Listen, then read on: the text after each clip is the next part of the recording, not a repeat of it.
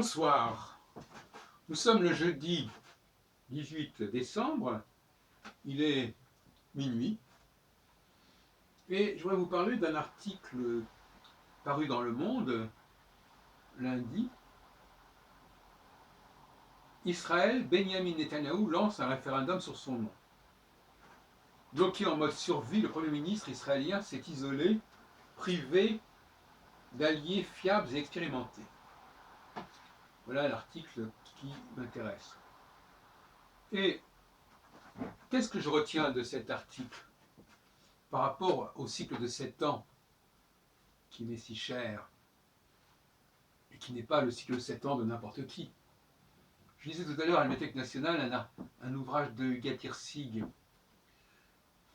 où elle nous parlait de ce qui allait nous arriver quand on aurait 30 ans, 40 ans, enfin je sais pas, comme ça. C'est un truc, c'est même plus l'astrologie, ça, cette façon de travailler. Voilà, à 21 ans, vous faites ceci, à 35 ans, vous faites cela. Pour moi, l'astrologie, c'est justement quelque chose qui dépasse la question de l'âge, complètement.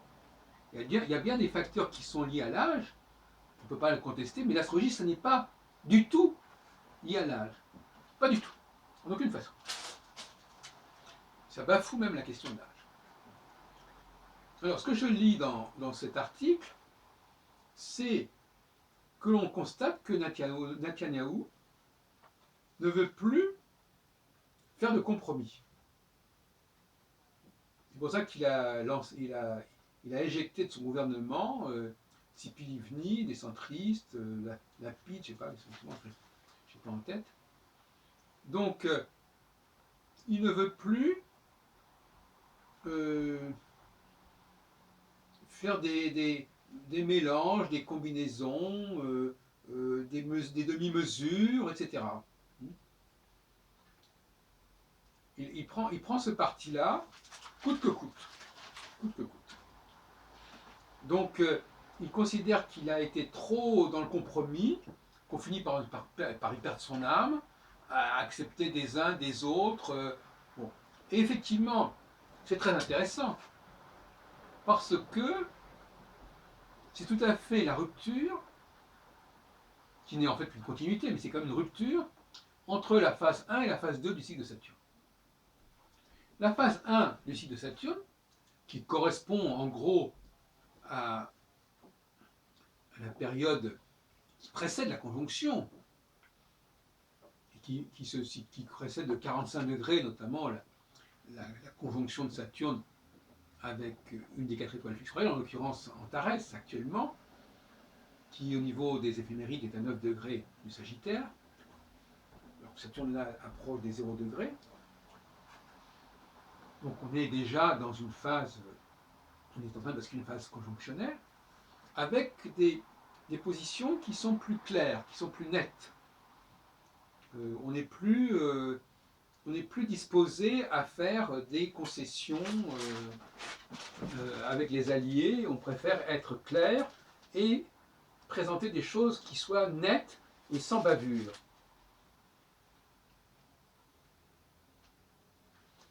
Et donc, je vois par exemple tous les trucs qu'il ne veut plus. Alors voilà, il ne veut plus s'embarrasser de compromis sur les thèmes classiques de la droite. La poursuite de la colonisation à Jérusalem, Est et en Cisjordanie. La politique sécuritaire. Les questions identitaires symbolisées par le projet de loi sur l'État juif. Ou le rapport de force avec l'autorité palestinienne. C'est ce que dit le correspondant du Monde, Piotr Smolar, lundi. Alors, moi je vois ça tout à fait clairement. Je n'ai pas de jugement à porter sur la décision de M. Netanyahou. Mais ce qui me paraît significatif et symptomatique de la période dans laquelle nous entrons, c'est de ne plus accepter de compromis, de mélange des genres. Il faut que les choses soient, comme en anglais, on dit clear cut, qui est d'ailleurs les mots français. Il faut que ce soit clairement défini.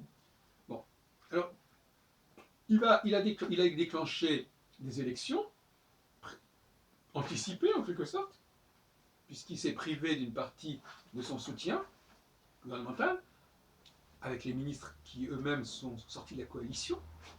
Donc il va y avoir des élections en mars. Avec d'ailleurs, si je me souviens, enfin, je ne veux pas rentrer dans le détail, je crois que j'ai peut-être un trouble.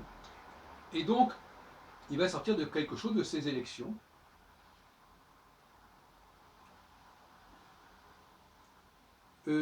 C'est une période où l'on ne cherche plus à trouver des compromis bancals. Bon. Est-ce que ça va être possible? Bon, cela dit, d'un point de vue humain, c'est vrai que les gens sont plus clairs, que les masques tombent, que les sourires tombent, que le degré de tolérance décline considérablement.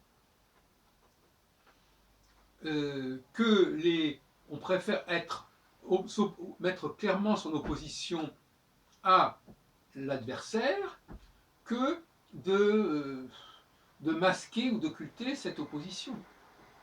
Donc il y a une radicalisation des positions des uns et des autres. Et pourquoi? Parce qu'on est en termes d'efficacité.